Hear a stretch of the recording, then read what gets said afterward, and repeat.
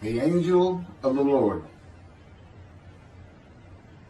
Rashi says in his introduction to Zechariah chapter 1, the prophecy of Zechariah is extremely enigmatic because it contains visions resembling a dream that requires an interpretation. We cannot ascertain the truth of this interpretation until the teacher of righteousness comes. Nonetheless, I will put my heart to recounseling the verses one by one, according to the interpretations that resemble it, and follow the interpretation of Jonathan. This is God's test for the Jewish people, in particular the Jewish leaders. God's test of who the descendant of David is. The man described in Isaiah 53, the teacher of righteousness. That's who Rashi, known as one of the first rabbis to say that Isaiah 53 described the people, the Jewish people, as the patriarch Israel. Then here he is in Zechariah, saying we got to have the to know the truth of at least chapter 1 of Zechariah, to know its truth, because we can't do it, and no Jewish man, religious, academic, commentator, or otherwise, has ever had the answer to this. And yet this video is going to give it to you. Why? I'm a teacher of righteousness. This is Zechariah chapter 1, verses 7 through 12. That's the preamble that Rashi leads into before he starts his commentary. And this is in midrash form. That's where I take parts of a verse and interpret each in individual segments. Verse 7. On the 24th day of the 11th month of the second year of Darius, the month of Shabbat, this word of the Lord came to the prophet Zechariah, son of Berechiah, son of Edo. This word of the Lord. This verse continues with, in the night I had a vision, which is not a word of the Lord. The word of the Lord coming to Zechariah means the messenger of the words of God has come to Zechariah, who is the angel of God's presence, and the word of the Lord. Literally, that's his name. He has alighted upon Zechariah to bring a vision from God. Not a word, a vision. Verse 8. In the night I had a vision. I saw a man mounted on a bay horse standing among the myrtles in the deep, and behind him were bay, sorrel, and white horses. In the night I had a vision. There's a man on a horse standing in the myrtles. He is later referred to as the angel of the Lord, standing in the myrtles. The angel of the Lord alights upon and enters men, and my name, Hashem, is in him and can speak through the man. Zechariah has an angel with him who is his guide in the vision. The deep is like a valley Zechariah is looking down on, filled with myrtle trees, and then an open area below that is where the bay, sorrel, and white horses are. Verse 9. I asked, what are those, my Lord? And the angel who talked with me answered, I will let you know what they are. What are those, my Lord? Zechariah is not talking to the angel. That's an angel. It's not my Lord. Who answered, but who never lets him know what they are. he is asking the man standing among the myrtles on a bay horse about the horses in the open area and calls him my Lord. Verse 10. Then the man who was standing among the myrtles spoke up and said, these were sent out by the Lord to roam the earth. Then the man who was standing among the myrtles spoke up and said, again, this is midrash form. Okay, so the man standing in the myrtles answers the question of Zechariah, not the angel who is with Zechariah. Verse 11, and in fact, they reported to the angel of the Lord, who was standing among the myrtles. We have roamed the earth and have found all the earth dwelling in tranquility. And it's just like a dream. We have horses talking. You know, they could have been birds. Anything that can go far and go a long ways out and then come back. In this case, for this story or for this dream that was given to Zechariah, it's horses. And in fact, they reported to the angel of the Lord. They who reported are the horses who have gone to and fro throughout the earth, and they spoke the report to the angel of the Lord, who was standing among the myrtles. The angel of the Lord, who was standing among the myrtles, has alighted upon and entered the man standing amongst the myrtles. The angel of the Lord is using this man as his visible presence. You cannot see the angel of the Lord. Just as he once used a burning bush for his visible presence, and God spoke through him to Moses. Not just as his visible presence, he also used the man to say, these were sent out by the Lord to roam the earth. In other words, it sounded like the answer was coming from this man. But it's coming from the angel of the Lord, and God is in that angel, his presence. Because that's the angel of his presence. You can find that in Isaiah chapter 63. I don't recall the verse. I never see anything on the angel of his presence. Wherever God's presence is, the presence that enters the temple, I never hear any mention of the angel that has to be with him. Why? It's the angel of his presence, who is the angel of the Lord. Yeah, I believe, and I'm not certain about this, but I've heard it at least one or two times, and that is Christianity believes the angel of the Lord is Jesus Christ. Thereupon the angel of the Lord exclaimed, O Lord of hosts, how long will you withhold pardon from Jerusalem and the towns of Judah, which you placed under a curse 70 years ago? Thereupon the angel of the Lord exclaimed. Okay, so the angel of the Lord exclaimed through the man. Zechariah heard the words come from the man standing in the myrtles. It is the only way Zechariah could have heard the words. The angel of the Lord can only speak to the man he has alighted upon. Ezekiel describes this as, a spirit entered into me and set me upon my feet, and I heard what was being spoken to me. O Lord of hosts, how long will you withhold pardon from Jerusalem and the towns of Judah, which you placed under a curse 70 years ago? The following verses are from the book of Isaiah regarding this curse. Isaiah chapter 43, verse 2.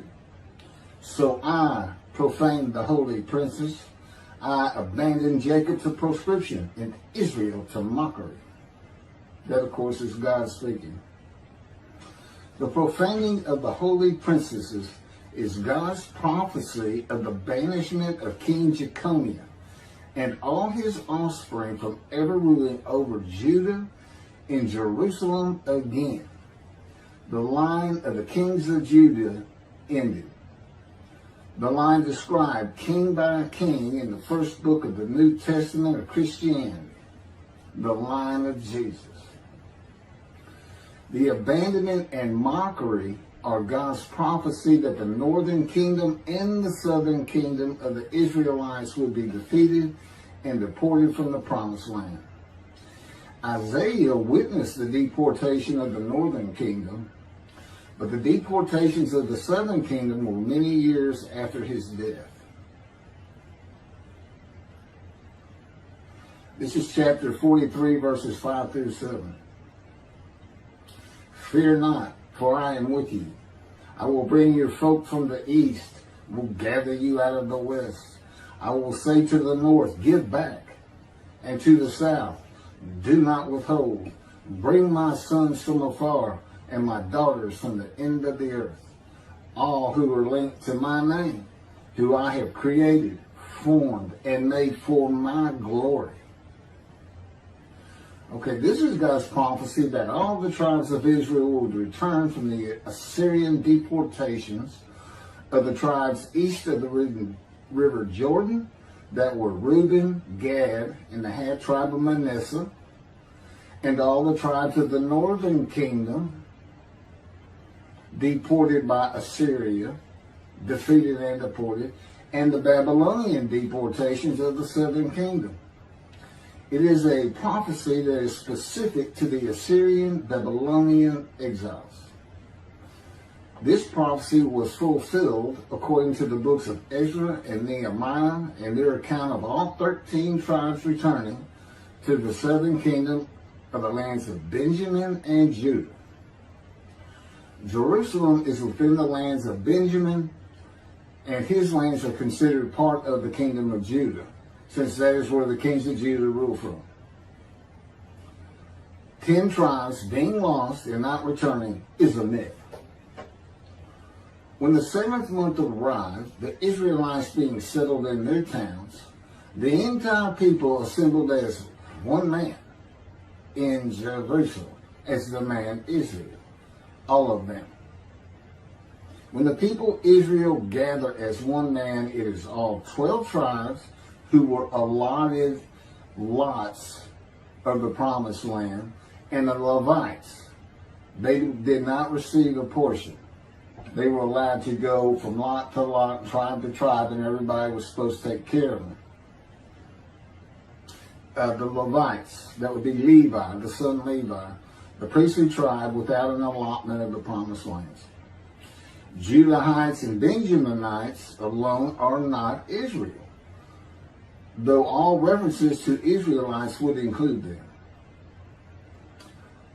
All of Israel had returned together to Jerusalem and Judah, mindful of the imported Gentiles in the northern kingdom, imported by the Assyrians, many of whom tried to stop the building of the second temple.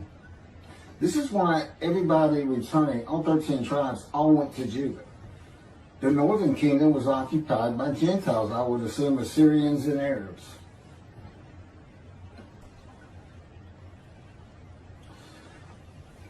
This is 1 Chronicles chapter 9, verses 2 and 3. The first to settle in their towns on their property were Israelites, priests, Levites, and temple servants, while some of the Judahites and some of the Benjamites and some of the Ephraimites and Manassesites settled in Jerusalem. That would be Ephraim and Manasseh. Manasseh was such a large tribe, it had to be broken in. It was broken in two. Half of it set up, their allotment was east of the river Jordan by about where Edom would be. And well, that was the tribe of Gad. Not Edom, Gilead, where the Tishbite, Elijah, the Gentile, was an inhabitant. Ramoth Gilead. Manassites, Ephraimites, and Judahites were the tribes with the largest allotment of the lands of Abraham, and Jerusalem is in the lands of the Benjamites. Those are who just got mentioned. The three largest lot owners. Okay, Benjamin, that's where Jerusalem is. He's important. And of course the priests, the Levites. So Ephraim and Manasseh were not lost tribes, as many believe from writings outside of the Bible. There never were lost tribes according to the Bible. Okay, so all 13 tribes returned and settled in new towns. The accounts of the deportations indicate there was not much left of the old towns. There is no account of how the new towns were settled, though it is unlikely it was based on prior ownership. The exile lasted too long for the deported owners to still be alive, and the tribes of the northern kingdom had to build new towns to live in. It also says the Levites settled in on their lands. So everybody had to pick and choose, and I'm sure the strong and wealthy got the best places, and again, many just settled in Jerusalem. Okay, this is Isaiah chapter 43, verse 14. Thus said the Lord, your Redeemer, the Holy One of Israel, for your sake I send to Babylon.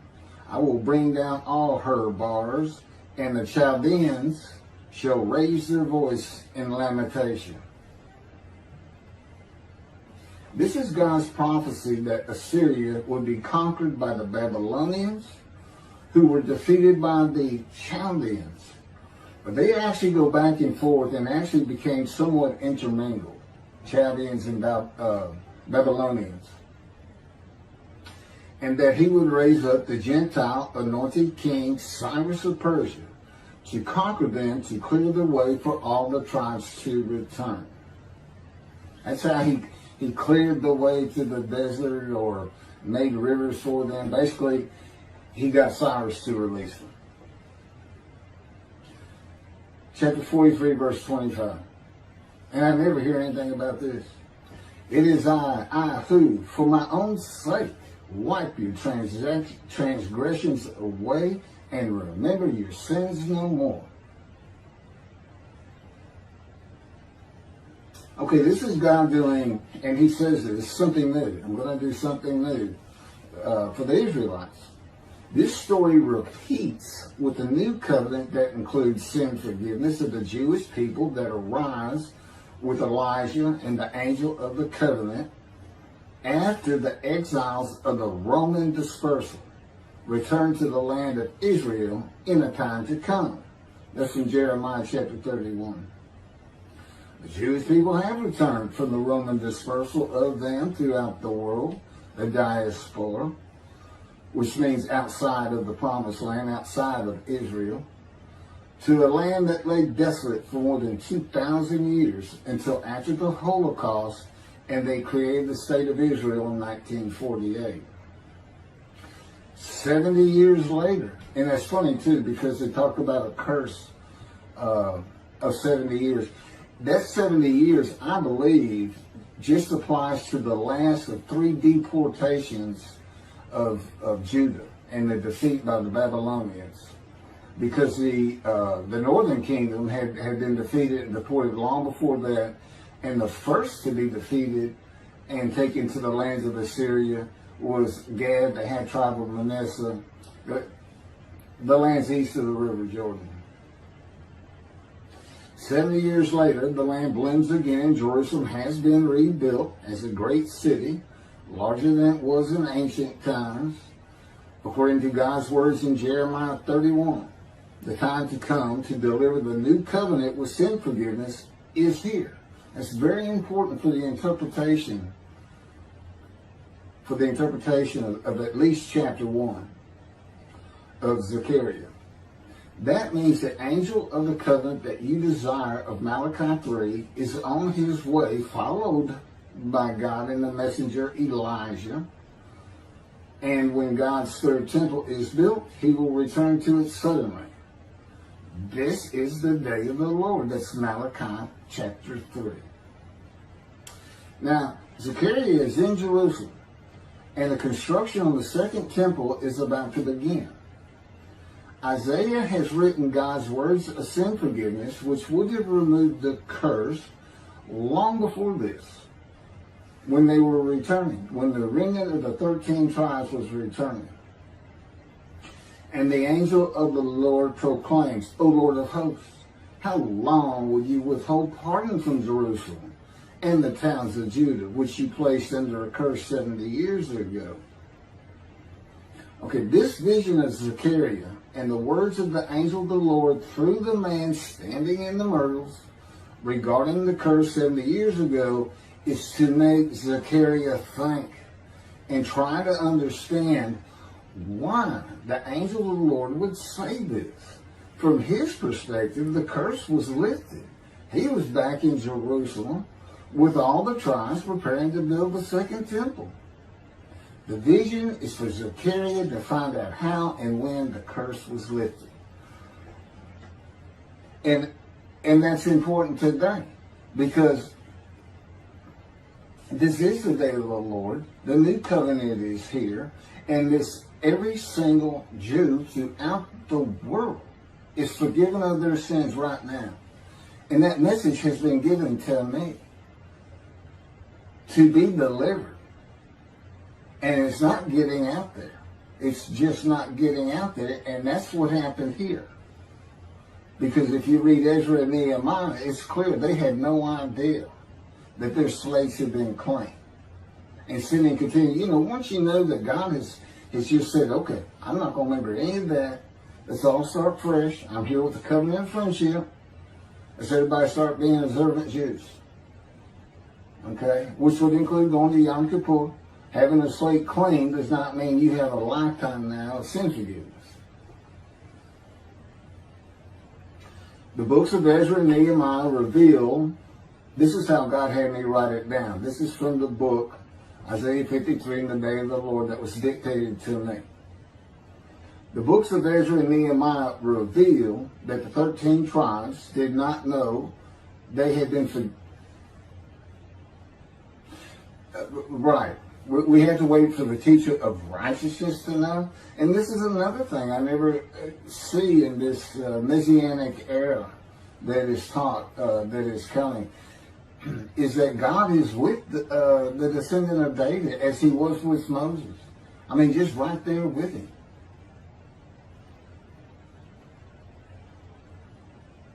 The books of Ezra and Nehemiah reveal that the 13 tribes did not know they had been forgiven of their sins to be a holy seed in the building of the second temple.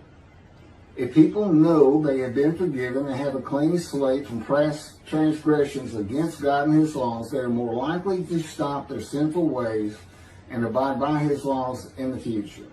The scroll of Isaiah needs to be found and interpreted by Zechariah and the religious leaders so they will know of God's forgiveness of their sins. God will be returning before the temple is built. That will be the third temple, to test the devotion of his righteous servant and make him suitable for his purpose, which might prosper.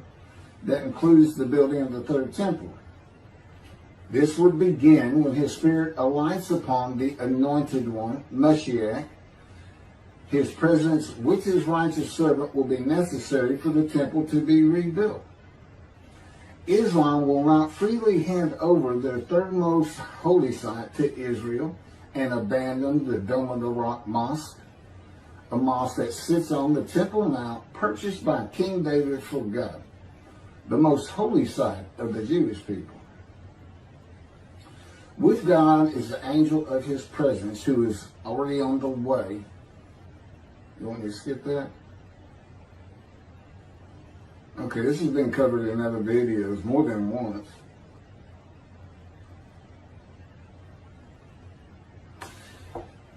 The prophet like Moses will have other similarity to Moses beyond writing God's words at his command and direction.